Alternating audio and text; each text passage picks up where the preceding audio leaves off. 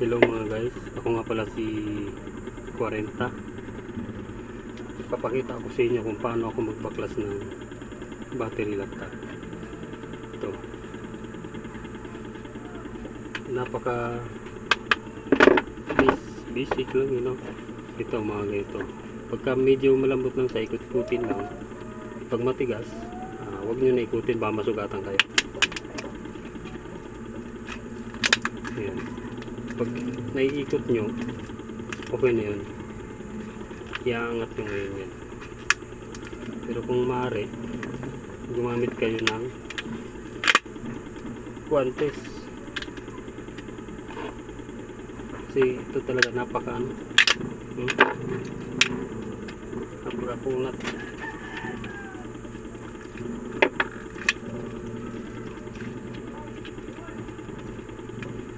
Napakakulit niya.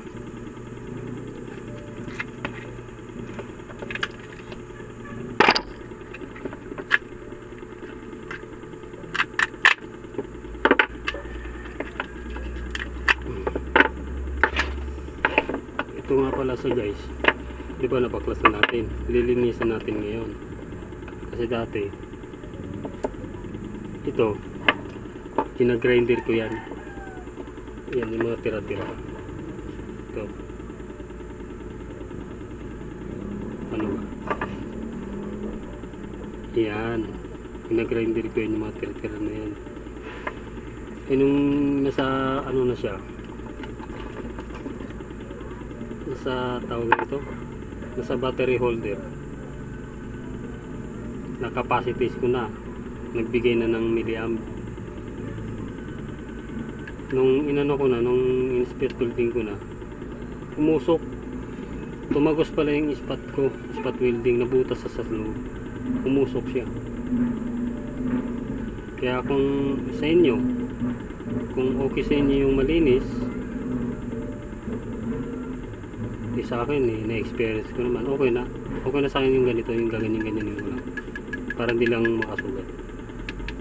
Sa ibabaw pwede naman sang linisan ng gusto, kasi nakaangat yung ano niya yung taas.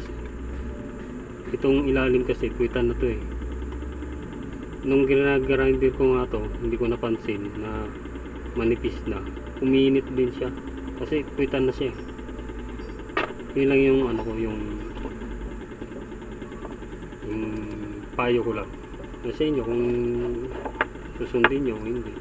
Ako kasi na-experience ko na. Tsaka pagtapos nga pala nito guys, kakapacities natin to. Ang problema naman sa ganitong battery, yung mga walang volt. Halimbawa yung 1 volt, 2 volt, okay yun kahit mag 3 volts pa siya, okay. Yung wala talaga pagka tinitester mo, yung wala talaga siyang karga, ibig sabihin yung sagad na sagad, hindi sa kaya basahin ng tester. Pag nilagay mo yung kay lito kala, kahit yung magdamag nyo i-charge yung lito kala nyo, hindi talaga magkakarga ang 18615 yung ganitong battery kung wala siyang laman. Pag may panahon ako, ipapakita ko sa inyo kung paano mag buhay nung mga battering wala nang volt, wala na sang karga.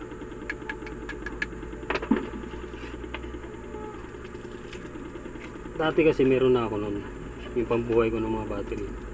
Yung kapatid ko naawitan yung pambuhay ko ng battery. Power wall din nga pala yun, kaso panggamit ko lang talaga pang charge nung ito. Doon ko tina-charge yung dito kala ko sa ganung setup. Tapos double purpose ko siya, pambuhay din siya ng mga battery. Kasi guys, hindi siya hindi siya yung nakalagay sa battery holder na i-spot welding natin, hindi tanggal siya guys. Pagka may budget ako, gagawa rin ako ng video doon. Binta ko sa kapatid ko kasi nangangailangan siya. Kasi dito sa amin guys, walang kuryente. Imagine niyo, ilang taon na kami dito sa bundok, wala kaming kuryente dito. Kaya dito kung malikhain ka, may pag-asa ka magkaroon ng kuryente. Kahit sabihin mong magastos, pwede naman bumili. So napakamahal naman talaga. Alam naman natin lahat ang pagsusolar. Malaking ilalabas mong pera.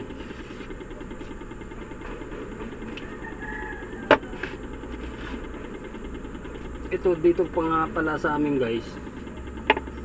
Dito sa amin sa bundok. Walang kuryente. Pero may mga generator. Ang bukas ng generator dito alas 6 ng gabi hanggang alas 11 ng gabi. 50 na yon.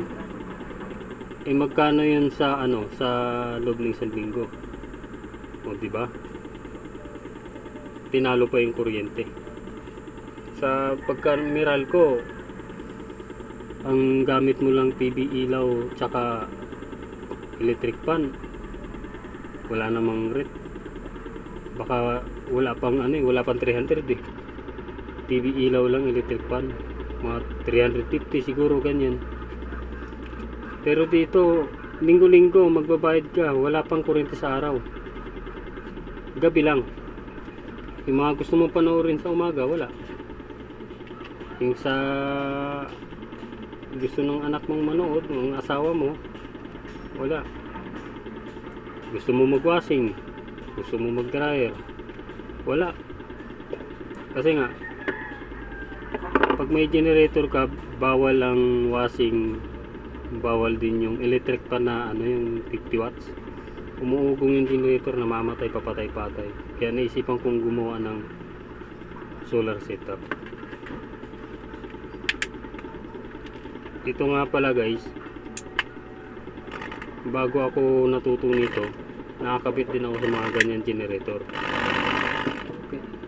Hinahangin yung kortina. Patay muna natin ang electric fan.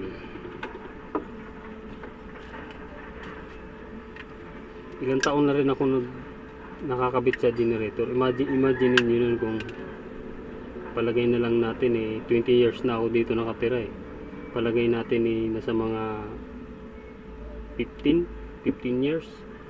Imagine niyo yun sa loob ng 15 years kung magkano yun sa 50 gabi-gabi. Siguro may kotse na yata ako. Siguro lang okay, may pabahay na ako sa baba. Kaya naisipan ko gumawa ng solar setup. Siguro yung ginastos ko sa solar setup ko, sawa naman ng Diyos kasi ako lang naman din gumawa. Pero yung mga battery laptop binili ko, pinaghirapan ko, battery holder, spot welding, nickel plate, PMS, sama na natin yung hulog-hulog sa piso wifi nung araw para manood, mag-download kung paano mag-setup. Kasi palagay na lang natin na sa mga pinambili ko ng battery 10,000 kasama na yung mga battery holder, hindi pa kasama yung spot welding.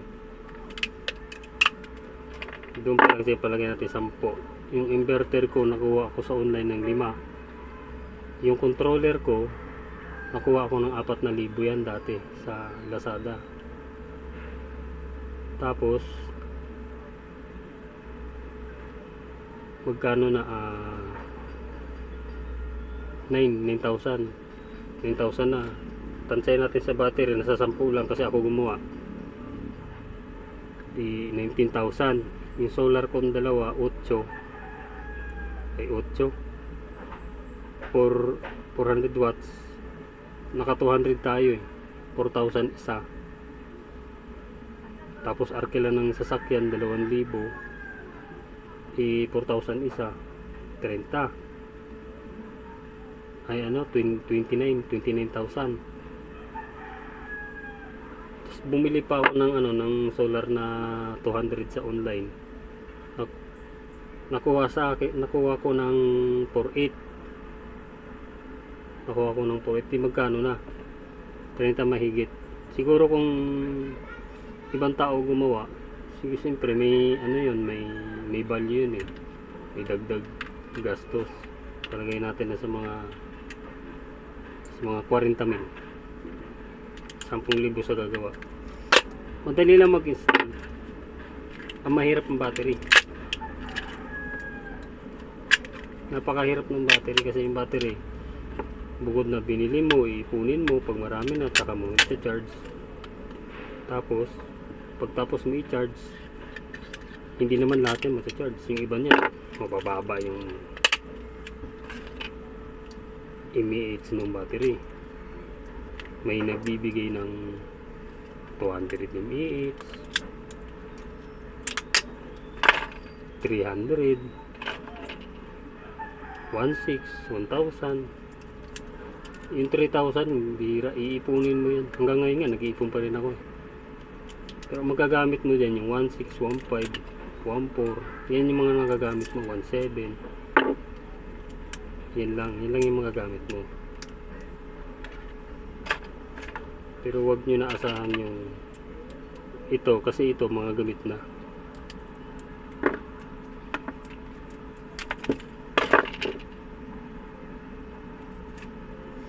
Pagka may panahon ako, gagawa ako ng video yung sinasabi ko, yung magbubuhay ako ng battery. Yung mga ganitong bukol-bukol na siya guys,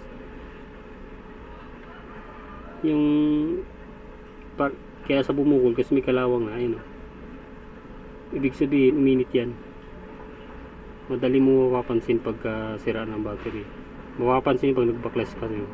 Pag nagbaklas kayo ng ganitong battery, may mga bukol-bukol. Huwag na natin isama yan. Pwede pa yan sumabog eh. Napakabilis na yan mag-init.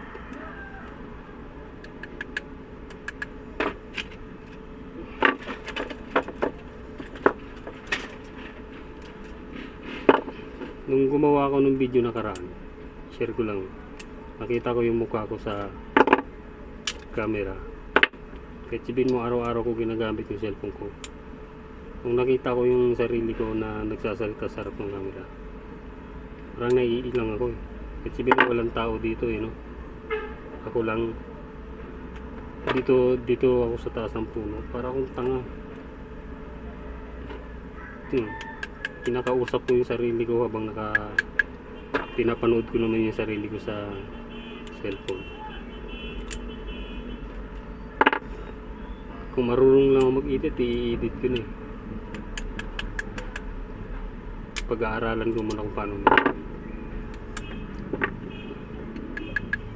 Mag-aaral din ako kung paano magsalita ng maayos, yung hindi ka nabubulol. Baguhan pa eh. Paano guys? Hanggang dito na lang yung video natin. Pasuporta naman sa channel natin, GFTV 40. Maraming salamat. Sana may natutunan kayo. Salamat.